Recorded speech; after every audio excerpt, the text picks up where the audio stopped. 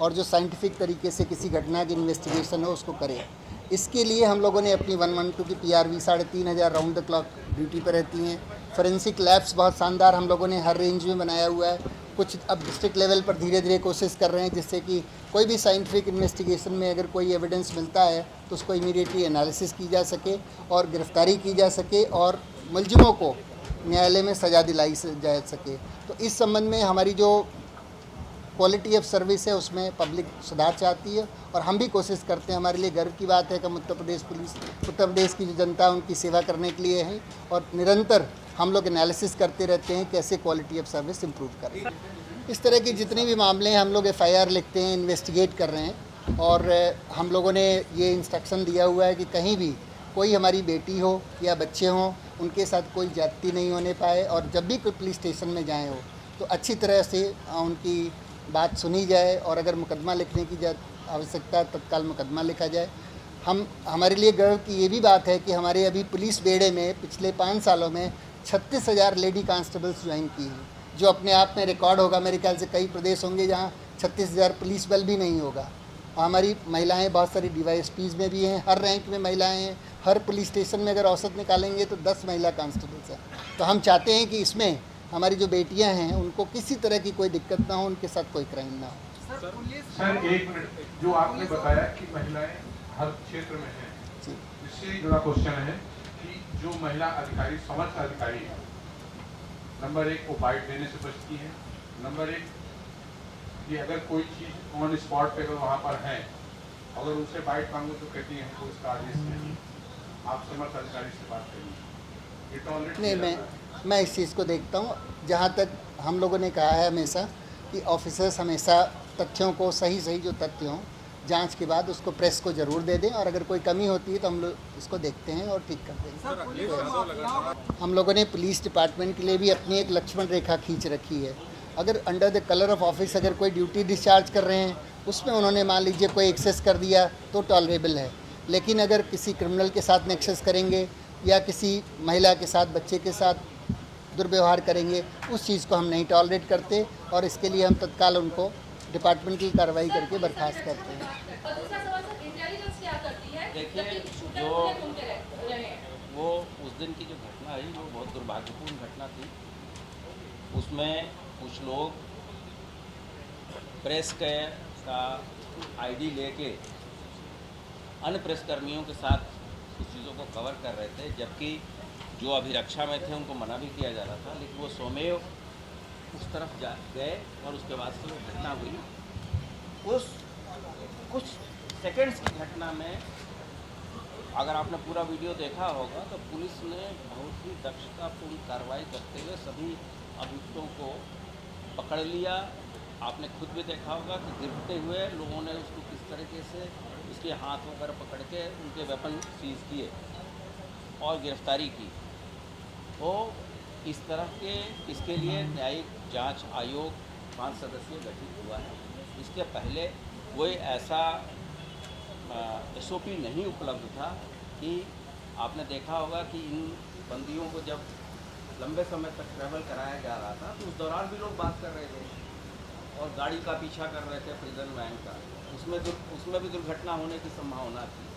तो अगर कोई SOP आएगा किसी सक्षम अधिकारी की तरफ से, न्यायालय की तरफ से, उसका हम लोग अनुपालन करेंगे। आपसे भी अगर हम आपसे उसकी वार्ता नहीं कराते तो फिर हम प्रेस भी हमारे ऊपर करते, तो बेहतर व्यवस्था हो और तथ्यात्मक चीज़ों की जानकारी प्रेस के साथ त्वरित गति से दी जाए, इसका हमारा प्रयास रहता है।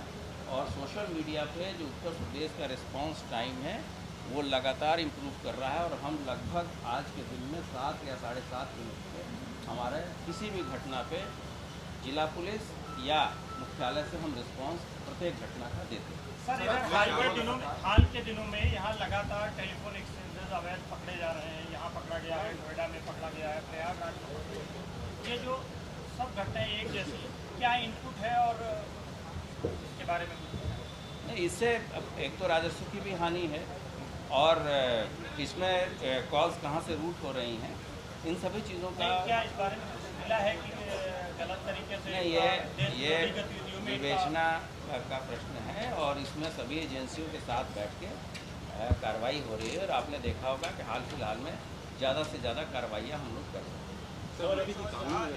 देखें, सभी पर्व त्यौहार चाहे किसी भी धर्म का हो, तो इसका पिछले 5-6 साल से कहीं कोई मेजर घटना नहीं हुई, कोई मेजर दंगे नहीं हुए।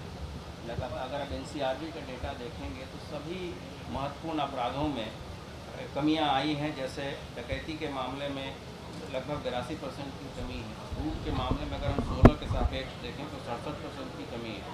हत्या में 37% की कमी है। गृह भेदन में 10% की कमी है। फिरौती हेतु अपहरण 51% की कमी है। आज कोई दस्यु गिरोह, जो कि बड़ा दस्यु गिरोह, कोई भी दस्यु गिरोह बड़ा नहीं है, सबका सफाया हो चुका है। तो ये चीज़ें पब्लिक परसेप्शन है। आप इन चीज़ों को कहें, जो राजनीतिक चीज़ें हैं उसके बारे में मेरा टिप्पणी करना उचित है। सर, एक कि हाल में देखा गया क्रॉस FIRs की संख्या बहुत तेजी से बढ़ी पूरे प्रदेश में, तो उसमें कंफ्यूजन की स्थिति बनती है। हो सकता है जो आरोपी है वो भी पीड़ित के खिलाफ FIR लिखा रहा है।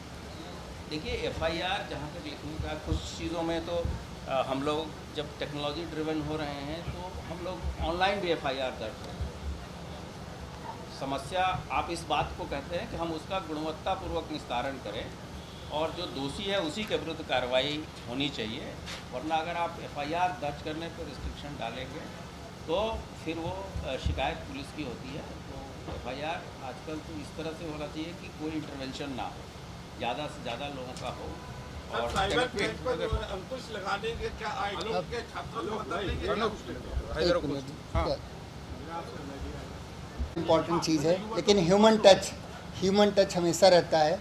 आप पुलिस स्टेशंस में कोई महिला आ गई, बच्चे आ गए, उनसे बात कर लें, प्रॉब्लम्स को अटेंड कर लें। फुट पेट्रोलिंग, देखिए फुट पेट्रोलिंग हमने कहा है, ह्यूमन इंटेलिजेंस अपने आप में हमेशा इम्पॉर्टेंट चीज़ है। चाहे आप कितना भी इलेक्ट्रॉनिक सर्वेलेंस कर लें, ह्यूमन इंटेलिजेंस को आप रिप्लेस नहीं कर सकते।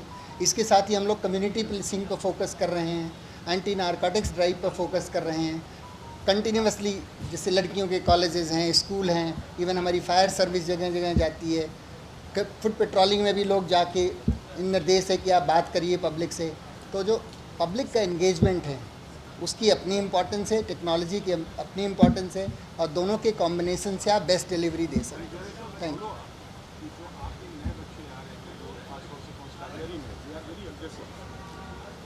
नहीं, श्योर, कुछ घटनाएं हुई हैं और हम लोगों ने इन कईयों को सस्पेंड भी किया है। श्योर, आप जो कह रहे हैं, थोड़ा हम लोग बिहेवियरल ट्रेनिंग में भी फोकस कर रहे हैं। उनका बिहेवियर अपराधियों के साथ अलग होना चाहिए, अलग बात है, लेकिन आम जनता के साथ में बहुत मधुर होना चाहिए। बल्कि आम जनता का आशीर्वाद हमेशा पुलिस डिपार्टमेंट को मिलना चाहिए।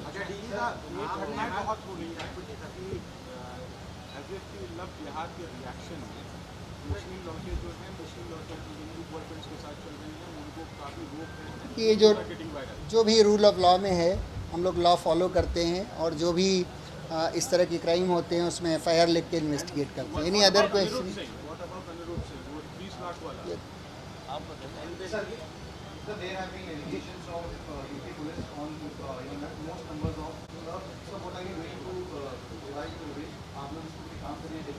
देखिए, ऐसे जो भी लॉ में प्राविधान है, रूल्स ऑफ एंगेजमेंट में प्राविधान है, उसको हमेशा हम फॉलो करते हैं, लॉ की कंप्लायंस करते हैं। और अगर कोई अपराधी आपके ऊपर फायर करेगा तो उस समय जो भी CRPC में प्राविधान है उसका यूज़ किया जाता है। और मैं समझता हूँ अगर कोई डिपार्टमेंट के सुधार के लिए आप कुछ भी फीडबैक देंगे तो आपका बहुत बहुत स्वागत है। I think that may be the last question.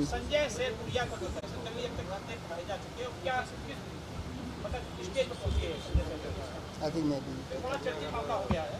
ये उस प्रकरण की विवेचना STF के द्वारा की जा रही है, और उसमें ED ने भी, क्योंकि कुछ ऐसी धाराएं थी, ED ने भी हम लोगों से सूचनाएं प्राप्त की थी। तो सभी एजेंसियों के साथ प्रॉपर समन्वय के साथ कार्य चल रहा है, और जो FIR हुई थी उनकी धाराएं पब्लिक डोमेन में हैं, और हमारे हिसाब से इतना बताना उचित है।